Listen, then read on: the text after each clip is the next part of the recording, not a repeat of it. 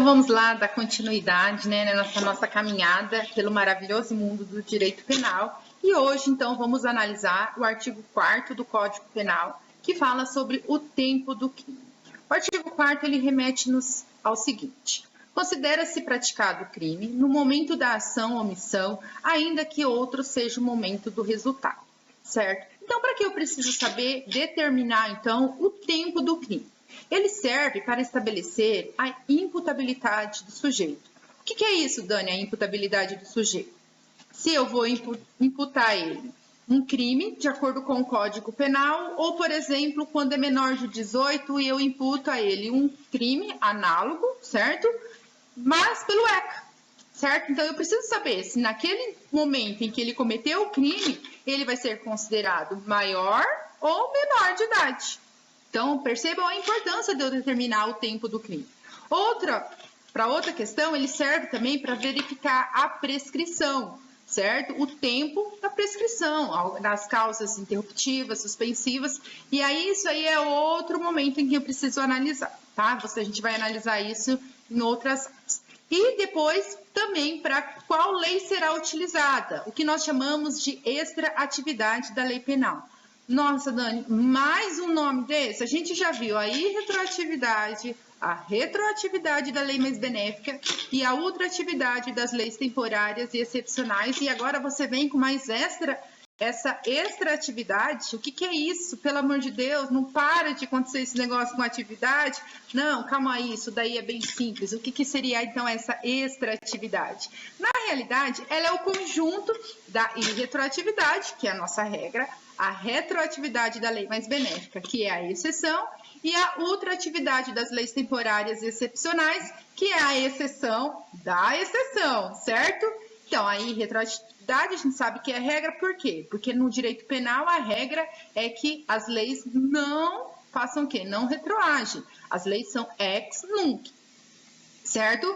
Como exceção, nós temos o princípio da retroatividade da lei mais benéfica, ou seja, quando a lei for para beneficiar o agente, ela vai voltar para trás, ela vai buscar aqueles agentes que cometeram ainda em vigência de uma lei mais grave, certo? O que nós chamamos, porque ela volta para trás, nós denominamos que a lei é ex tunc, ela retroage. E por fim, nós temos a ultraatividade, certo? Das leis temporárias e excepcionais. E esta, então, é a exceção da exceção. Por quê? Porque ela vai ser ultra, ela vai, mesmo tendo finalizado, né, sendo revogada a lei, ela ainda vai continuar produzindo os efeitos dela, certo? Então, ela é a exceção da exceção. O conjunto dessas três, nós denominamos, então, de extratividade da lei penal, certo? Então, vamos aí. Vamos a um exemplinho para a gente ver por que da importância da lei penal. Vamos lá. A foi atingida por disparo de arma de fogo e vem a falecer 2 dias após o fato, certo? Olha só, no dia em que ela faleceu, entrou em vigor, então, vamos dizer, a lei de crimes hediondos. Mas nos dias dos disparos ainda não estava em vigor. Ela estava, então, o que nós chamamos de vacatio legis. E daí? Crime hediondo ou crime comum? O que vai ser considerado? Pensem bem. Aí, se a gente volta ao artigo 4º, olha só, o que ele fala? Considera-se praticado o crime no momento da ação ou omissão, ainda que outro seja o resultado. O que acontece? Se é no momento da ação ou omissão, então foi o quê? Foi no dia em que A foi atingida, certo? Foi o dia que ela tomou o tiro. Então, neste caso, vai ser considerado ainda o quê? Crime comum e não crime hediondo. Certo? Para explicar o tempo do crime, os doutrinadores trazem 3 teorias, certo? A primeira nós denominamos de teoria da atividade. O que fala a teoria da atividade? Considera-se o momento da conduta, ainda que outro seja o momento resultado. O tempo do crime é de acordo com a vontade do agente. Então, a teoria da atividade, ela vai levar em consideração o momento da conduta, certo? Por quê? Porque ela fala que o tempo do crime, ela tá sobre a vontade do agente, ou seja, vai determinar o tempo de acordo com a vontade. Foi naquele momento em que o agente teve vontade. Então, é naquele momento que eu vou determinar aquela vontade dele como sendo o tempo do crime, certo? E a teoria do resultado? A teoria do resultado, ela já retira a importância do momento da conduta. O que importará é o momento em que se dê o resultado, ou seja, a consumação. No exemplo anterior que nós usamos, seria então, se eu utilizasse a teoria do resultado, o que eu levaria em conta? Eu levaria então em conta o momento em que ela faleceu, que já estava em vigor a lei dos crimes hediondos, certo? Então seria nesse sentido. E a terceira é o que nós chamamos de ubiquidade, também chamada de mista.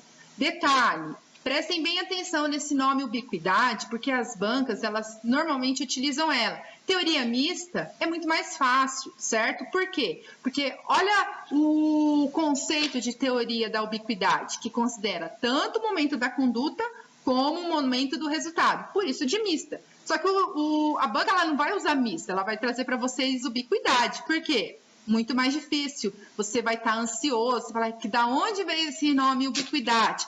Então, lembre, ubiquidade é o mesmo que mista, certo? Então, qual foi aí, pergunto a vocês, a teoria adotada pelo Código Penal, certo? Ah lá, o que ele fala? Considera-se praticado o crime no momento da ação ou omissão, ainda que outro seja o momento do resultado, certo? Então, se leva em conta a prática do crime, eu estou falando que é a teoria da atividade, isso mesmo. Então, eu estou levando em conta, o código adotou a teoria da atividade, certo? Para determinar o momento do crime. Vamos ver isso nos exemplos. Olha só. Olha, presta bem atenção como isso faz diferença. Com 17 anos e 11 meses e 29 dias, tá lá, prontinho para fazer 18 anos. Ele esfaqueia B, que vem a falecer 3 meses em consequências desses golpes, certo?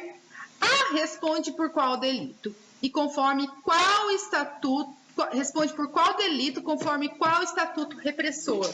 Neste caso aqui, a gente chama isso de crime instantâneo, ou seja, aquele que ele não se prolonga do tempo. Acontece o que aqui? No crime instantâneo, a ação do agente ela pode se dar naquele momento ou mais para frente, mas ela pode acontecer naquele momento, certo? Ela não precisa o que nós chamamos de se prolongar no tempo, tá? Então, todos os crimes instantâneos, eles têm esse tempo do crime, certo? Determinado na vontade do agente, certo? Então, neste caso aí, eu vou usar o ECA ou eu vou usar o Código Penal?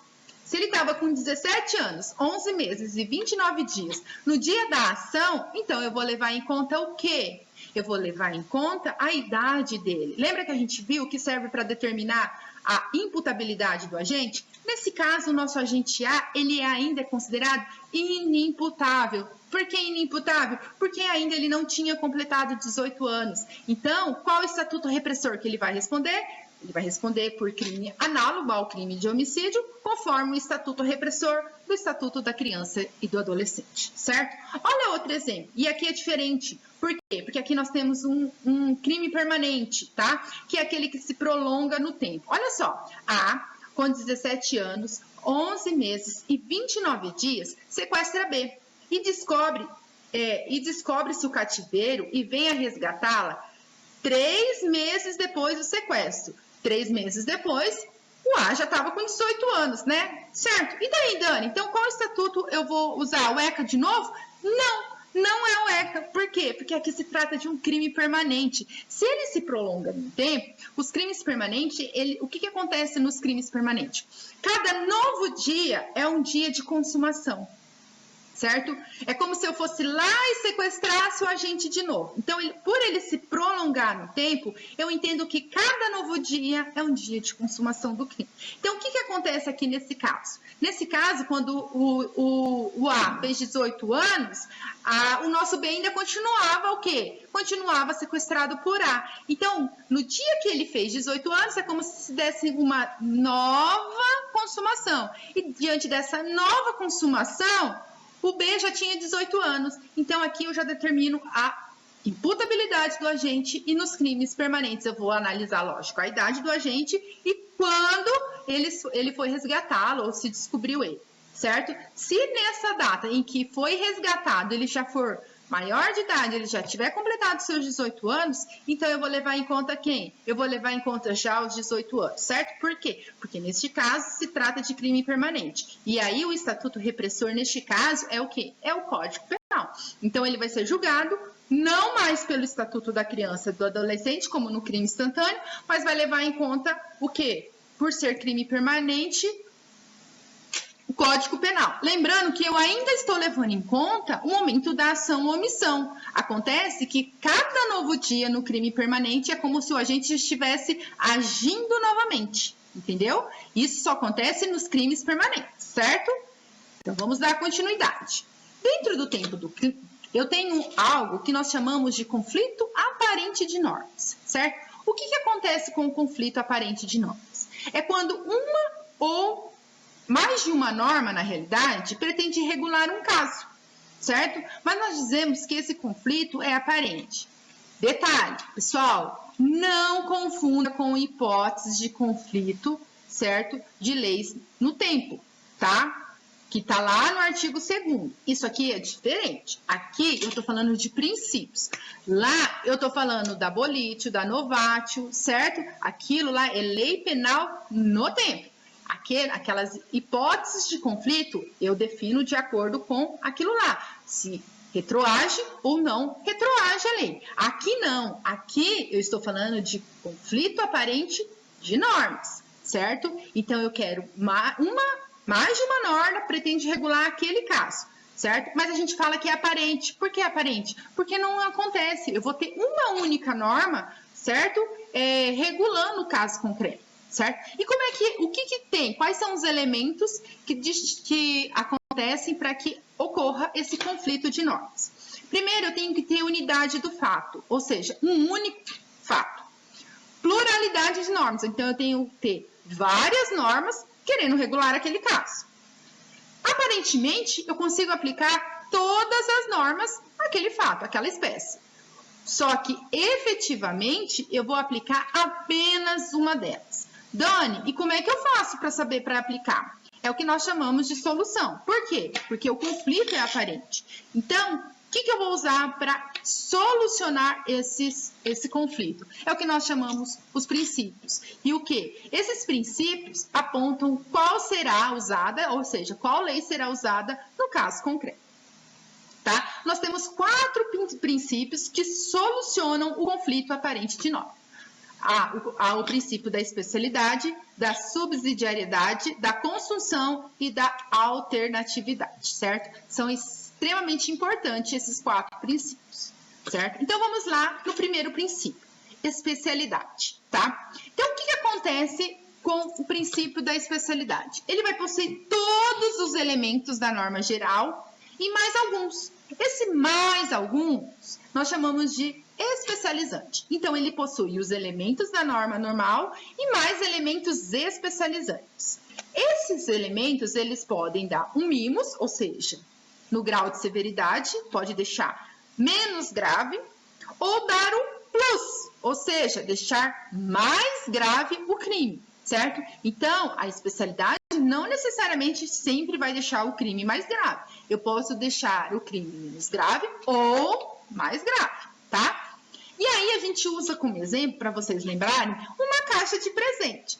Dani, uma caixa de presente é uma com um laço e outra sem esse laço. Vocês não viram eu desenhando essa caixa de presente. Fica lindo no quadro, certo? Então, o que é a caixa de presente? Ah lá, por que a caixa de presente?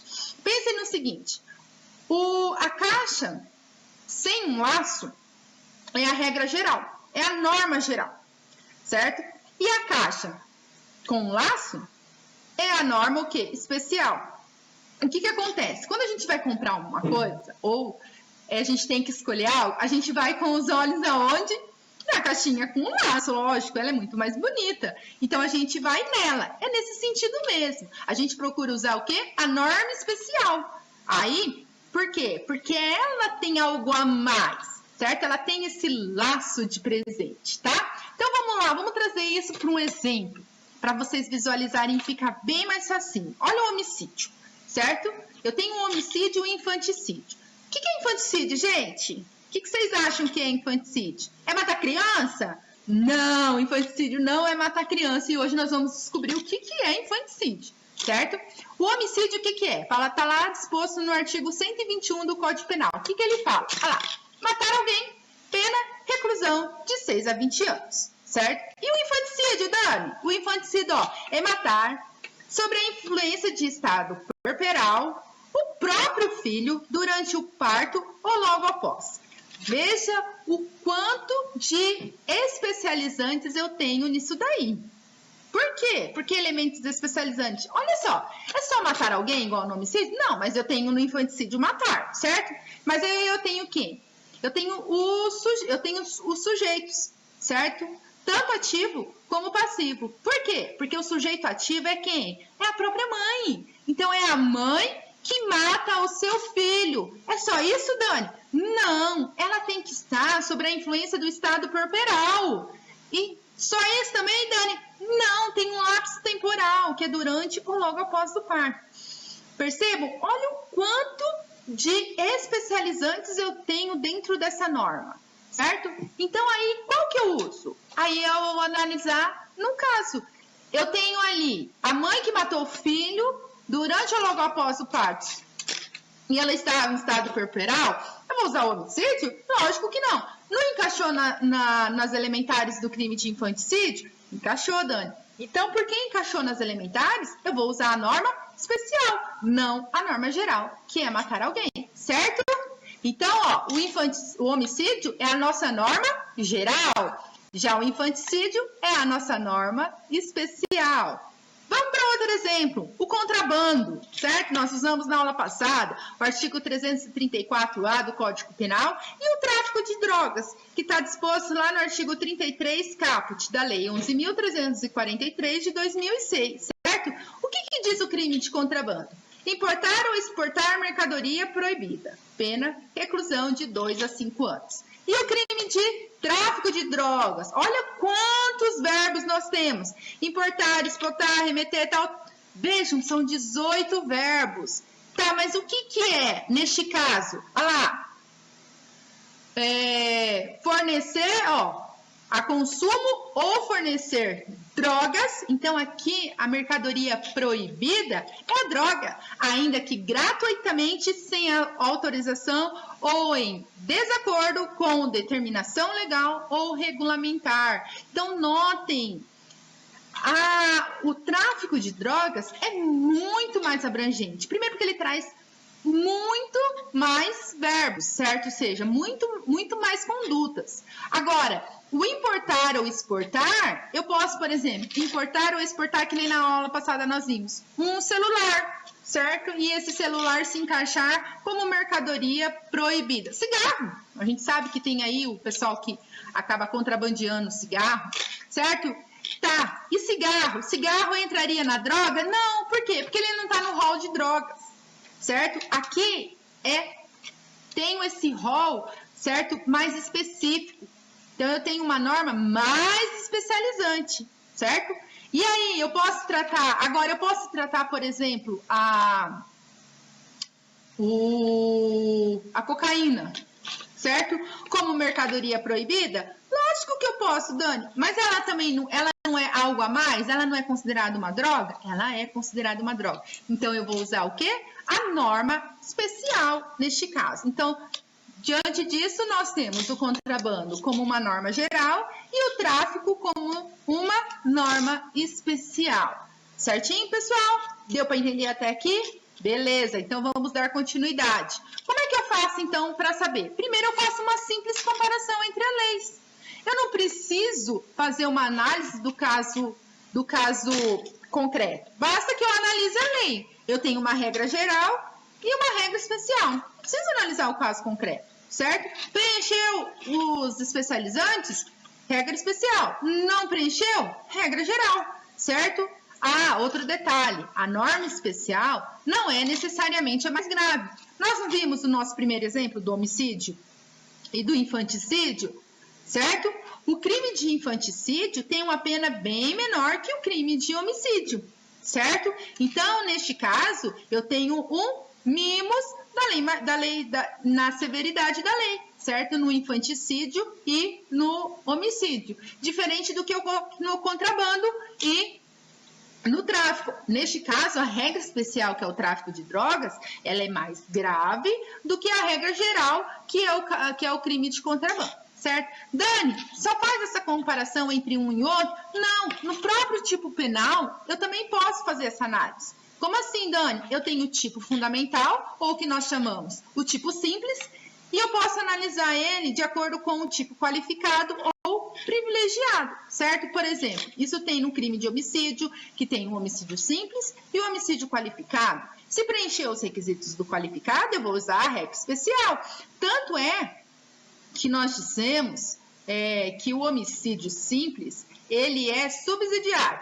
Não consegui classificar ele nem no qualificado, nem no privilegiado, então eu vou usar o quê? O homicídio simples, certo? O furto simples é a mesma coisa, eu tenho o furto simples e o furto privilegiado, certo?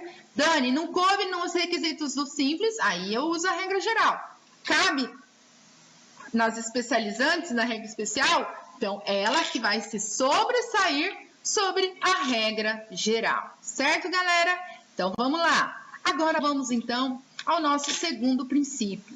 O princípio da subsidiariedade, certo? E aqui eu tenho uma norma mais ampla, que é uma primária, que engloba uma norma mais simples, certo? A norma mais simples será subsidiária. Por quê? Porque ela tem um menor grau de reprovação, sabe? De violação. Ela pode ser um delito autônomo ou um crime meio, na fase de execução de um crime mais grave. Mas aqui entendam, certo? Que na subsidiariedade eu só vou usar ela, certo? Se eu não puder pegar pela primária. Eu só uso a subsidiária se eu não conseguir utilizar a primária. Como assim, Dani? É o que o próprio nome já diz. O princípio da subsidiariedade é um soldado de reserva. Aí o nosso amigo soldadinho para vocês lembrarem. Certo? Por quê? Eu não consigo aplicar a norma primária e aí então eu vou usar a subsidiariedade. É o meu soldado de reserva. Não pego pela maior, pego pela menor. Certo? Então vamos lá. Vamos analisar um exemplo. Ó, o crime de constrangimento ilegal em cima do crime de extorsão ou crime de estupro. Vamos lá. O que é constrangimento ilegal? Constranger alguém mediante violência ou grave ameaça ou depois de lhe haver reduzido por qualquer outro meio a capacidade de resistência a não fazer o que a lei permite ou a fazer o que ela não manda, certo? Pena, detenção de 3 meses a 1 ano ou multa. Já o crime de extorsão, ele fala assim, ó, constranger alguém mediante violência ou grave ameaça. Olha só, eu tenho o constrangimento ilegal dentro da extorsão, mas aqui eu tenho algo a mais. É só constranger mediante violência ou grave ameaça? Não! Olha o intuito, tem uma finalidade, ó, com o intuito de obter para si ou para outrem indevida vantagem econômica a fazer, tolerar que se faça ou deixe de fazer alguma coisa. Pena, reclusão de 4 a 10 anos e multa. Vamos dizer, numa situação hipotética, que eu não consigo provar a extorsão, mas eu tenho provas do constrangimento ilegal que a vítima sofreu. Dani, eu vou pegar pelo... Então, eu vou deixar... Lembra do princípio indúbio pro réu? Na dúvida, eu tenho que trazer o que é mais favorável ao réu, certo? Se eu não pego pela extorsão, mas o constrangimento ilegal eu consigo pegar, eu vou pegar então pelo constrangimento ilegal. Por quê? Porque melhor ter a pena, mesmo sendo menor do constrangimento ilegal, do que o indivíduo ficar impune, certo? Dani, mas foi extorsão. Tá, mas conseguiu se provar? Não. Então, mas o constrangimento eu consigo provar? Consigo. Então, eu vou usar o quê? A norma subsidiária. A mesma coisa acontece no crime de estupro. Olha o que diz o crime de estupro. Constranger alguém, mediante violência ou grave ameaça, a ter conjunção carnal ou a praticar ou permitir que com ele se pratique outro ato libidinoso. Pena, reclusão de 6 a 10 anos. Percebam aí que é a mesma coisa. O constrangimento ilegal, ele está embutido dentro do crime de estupro, certo? Mas, Dani, eu não consegui provar, trazer como prova, que o agente queria ter praticado o crime de estupro. Mas eu consigo provar o constrangimento ilegal. Então, o que eu vou fazer? Utilizo o constrangimento ilegal como uma norma subsidiária, ou seja, o nosso soldado de reserva, certo, pessoal? Então, ó, o constrangimento ilegal é a nossa o quê? Norma subsidiária. A extorsão é a nossa norma primária e o estupro é a nossa norma primária. Não consegui, certo, utilizar a norma primária, aí então eu vou utilizar a norma subsidiária, certo? Então, o que acontece aqui? Eu tenho que utilizar a comparação, se eu vou usar a norma subsidiária ou a norma primária, certo? Vai ser só no caso concreto. Lembrando sempre que a norma primária ela vai prevalecer sobre a subsidiária. Olha outro exemplinho. A tenta matar B com arma de fogo, certo? Eu tenho o quê? Eu tenho a arma de fogo, o disparo da arma de fogo, artigo 15 do Estatuto do Desarmamento, ou seja, a Lei 10.826 de 2003, tá? E eu tenho um homicídio tentado, porque ele tenta matar, então é o artigo 121. Esse C/C significa combinado com o artigo 14, inciso 2º do Código Primeiro. O homicídio é o fato mais amplo, ou seja, aonde eu tenho o ânimos necandi, onde eu ponho a minha vontade, onde eu ponho o meu dolo. Dani, mas eu não consegui provar que o agente queria matar determinada pessoa, certo? Mas ele disparou a arma de fogo. Então, eu vou o quê? Subsidiariamente utilizar o disparo da arma de fogo, certo? Espécies da subsidiariedade. Nas espécies, eu tenho ela de forma expressa, onde a própria norma reconhece expressamente seu caráter subsidiário. Vamos fazer a leitura do artigo 132. Olha só o que ele fala. Ele fala assim, ó. Expor a vida ou a saúde de outrem a perigo, direto e iminente, pena, detenção de 3 meses a 1 ano, se o fato não constituir crime mais grave. Notem que ele mesmo fala aqui, não constituir crime mais grave. Dani, qual seria um outro crime mais grave que ele podia constituir? Tentativa de homicídio, por exemplo. Eu não estou colocando, eu não estou expondo a vida de outrem a perigo na hora que eu tento matar alguém? Eu estou. Então, mas e se eu não conseguir provar o meu dolo no homicídio? Aí eu coloco o quê? Crime de periclitação, porque eu estou colocando, eu estou expondo a vida de outrem a perigo, certo? E a forma tácita? Na forma tácita, ela não fala nada, ó. Vamos ver lá o constrangimento ilegal. O que ele fala? Ele fala assim, ó. Constranger alguém mediante violência ou grave ameaça, ou depois de haver reduzido por qualquer outro meio a capacidade de resistência, a não fazer o que a lei permite, ou a fazer que ela não mana. Pena, detenção de 3 meses a 1 ano ou multa. Nota aí que ela não fala nada de estando em outro crime mais grave. Quer ver o crime mais grave? Seria extorsão. Olha como extorsão começa. Constranger alguém mediante violência ou grave ameaça. Não é o mesmo inicial do outro, só que aqui tem um a mais, um plus que a gente falou, ó. E com o intuito de obter para si ou para outra indevida vantagem econômica a fazer, tolerar que se faça ou deixar de fazer alguma coisa. Pena reclusão de 4 a 10 anos e multa. Então, nota que o crime de constrangimento legal, ele não fala que outra, a não ser que seja aplicado em outra norma mais grave. Mas a gente entende que, não conseguindo pegar pelo crime de extorsão, mas conseguindo pegar, não há provas da extorsão, mas eu que tenho provas do constrangimento ilegal, então eu vou aplicar o constrangimento ilegal, certo? Então vamos lá para o próximo princípio, que é a consunção. O que fala a consunção? Ela ocorre quando um fato definido como crime atua como fase de preparação e execução de outro crime. Mas aqui eu não vou usar esse crime como subsidiário. Na realidade, o que vai acontecer aqui é a absorção deste crime.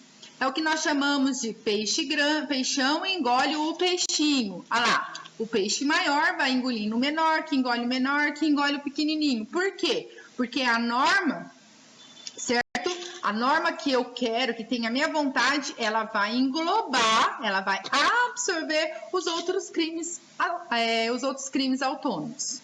Certo? Vamos às espécies, certo? Da consunção. Aqui eu tenho o crime, a primeira é o crime progressivo.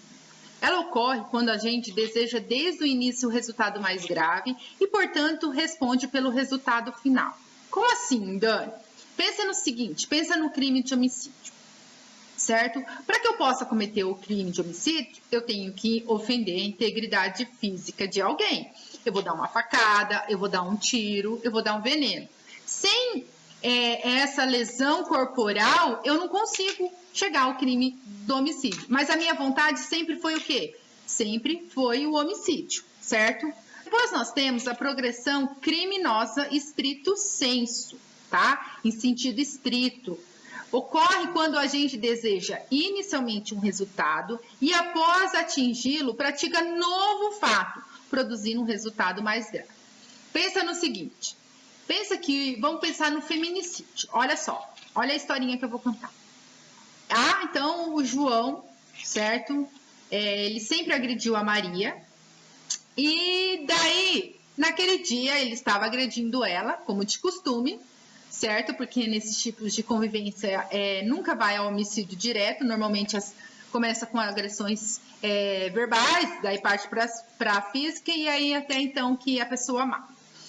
Então o João, ele bateu, o intuito dele era bater, como ele sempre fazia na nossa amiga Maria, certo? Então, lesão corporal.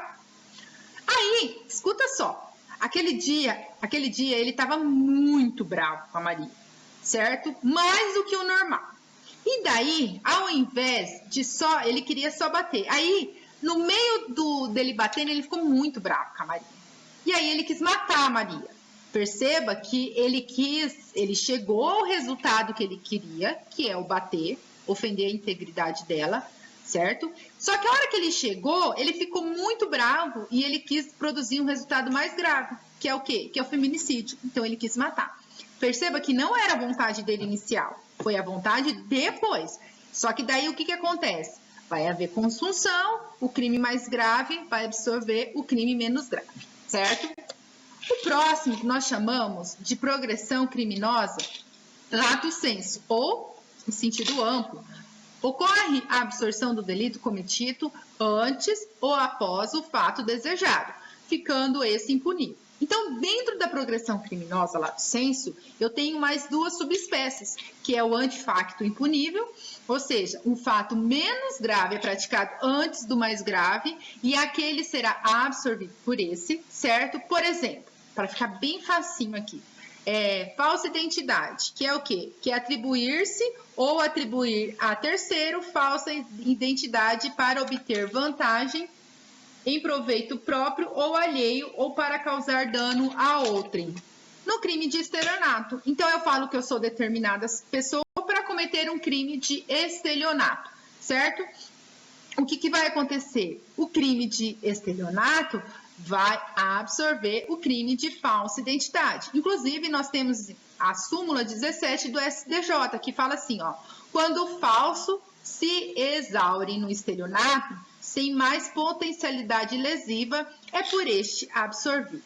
Detalhe, nós temos uma observação dessa súmula, tá? Por quê? Porque eu posso usar ela também no crime de uso de documento falso. Por exemplo, eu andar com RG falso e usar esse RG. Por que, Dani, é um detalhe?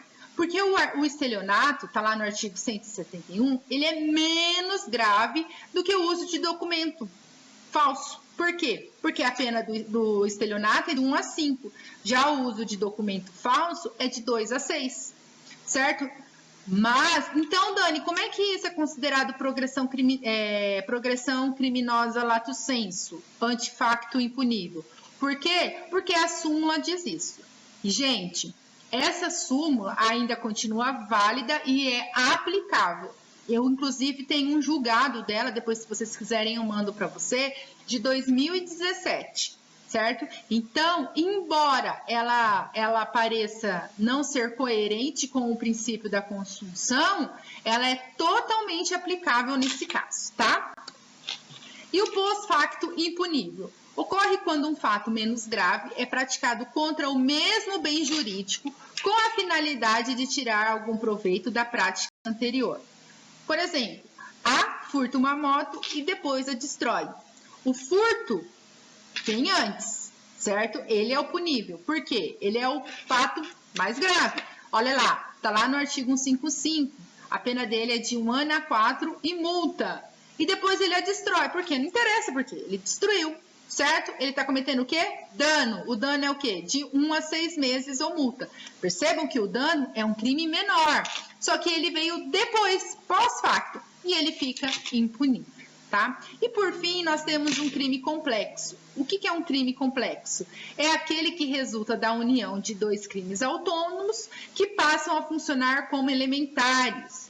Por conta do princípio da consunção, o agente não responde pelos dois crimes, mas apenas pelo crime mais complexo. O que é isso, Dani? Pensa no crime de latrocínio. Latrocínio é roubo, o artigo 157, mais o homicídio, artigo 121. Ao invés do agente responder por roubo e por homicídio, ele responde pelo crime de latrocínio, um único delito, certo? Então, há o quê? A consunção desses dois crimes num único, certo? Outro, lesão corporal seguida de morte. Qual que é? É o crime de lesão corporal, certo? E mais o crime de homicídio culposo, tá lá no 121, parágrafo 3º, certo? Então, diante disso, nós temos essas 4 subespécies do princípio da consunção, certo? Importantíssimo saber, essas 4 subespécies, inclusive, ela vem de acordo com o CAPES. CAPES determina essas 4 subespécies. Outros doutrinadores dividem em apenas 2, outros em 3. CAPES trouxe as 4, então eu acho que é importante a gente aparecer com essas 4, tá? E por último, o princípio da alternatividade, tá? São os chamados crimes mistos alternativos, em que a norma descreve várias formas de execução de um mesmo delito. A prática de um ou de todas as condutas no mesmo contexto fático resulta num único crime. Dani, o que é isso? Pensa o seguinte, pensa que se o agente, vamos pegar aí o crime que está aí, tráfico de drogas, certo? Se ele fizer os 18 verbos, ou ele fizer um único verbo no mesmo contexto fático, ele vai responder por um único crime de tráfico de drogas. Ele não vai responder por tráfico de drogas na modalidade de importar, por tráfico de drogas na modalidade de exportar, remeter, entendeu? É isso que ele fala. É isso que o princípio da alternatividade diz. Não importa se o agente cometeu todas as condutas do verbo, do crime, ou cometeu uma só no mesmo contexto fático. Se ele cometeu uma ou todas no mesmo contexto fático, vão ser lhes atribuídas apenas um único crime. Mesma coisa do estupro, constranger alguém mediante violência ou grave ameaça a ter conjunção carnal, uma conduta, ou a praticar outra conduta, ou permitir que com ele se pratique outro ato libidinoso. Nós temos 3 condutas aqui, certo? Diante dessas 3 condutas, se o agente fizer as 3 ou uma única no mesmo contexto fático, vai ser um crime. Por quê? Porque as outras condutas serão o quê? Elas vão ser incorporadas, certo? Pelo princípio da alternatividade, ok? E ficamos por aí, gente. Nós terminamos então o tempo do crime.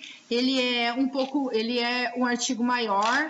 A importância do tempo do crime é eu pensar na teoria da atividade, certo? Que é aquela que foi a teoria adotada pelo Código Penal, e depois lembrar do conflito aparente de normas, lembrando que não são as hipóteses de conflito de leis penais no tempo, não confundir as duas, e lembrar que dentro desse conflito aparente de normas, ele é aparente, ele não é efetivo. Aparente por quê? Porque na realidade eu vou usar uma única norma e vou utilizar essa única norma vou solucionar esse conflito por meio desses 4 princípios que nós estudamos aqui, até aqui. Então, até mais e até a próxima aula com o artigo 5º. Tchau, tchau.